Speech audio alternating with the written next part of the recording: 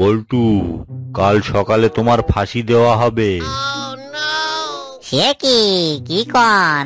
আমার ফাঁসির তো এখনো 1 মাস দেরি আছে। না, আসলে তুমি নাকি জজ সাহেবের পরিচিত লোক, তাই তোমার কাজটা আগে করে দিতে বললো।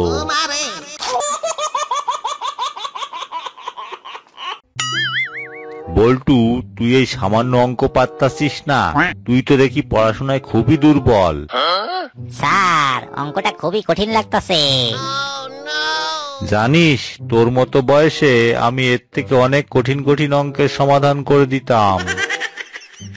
স্যার, আপনি হয়তো ছোটবেলায় ভালো টিচার পাইছিলেন, কিন্তু আমাদের ভাগ্য তো অত ভালো না।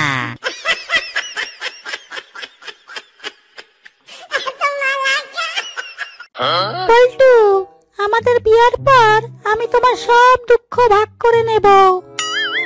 কিন্তু আমার তো এখন কোনো দুঃখ নাই। আমি তোমাকে বিয়ার পরের কথা বলেছি।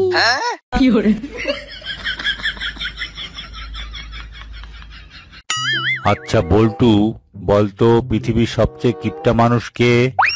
স্যার, আমাদের পাশের বাসার আবুল চাচা। তা তুই কিভাবে বুঝলি উনি সবচেয়ে কিপটা? স্যার, কিছুদিন আগে ওনার বাসায় ডাকাত পড়ছিল। উনি পুলিশকে কল না দিয়া বারে বারে মিস কল দিতাছিল, যাতে ওনার টাকা খরচ না হয়।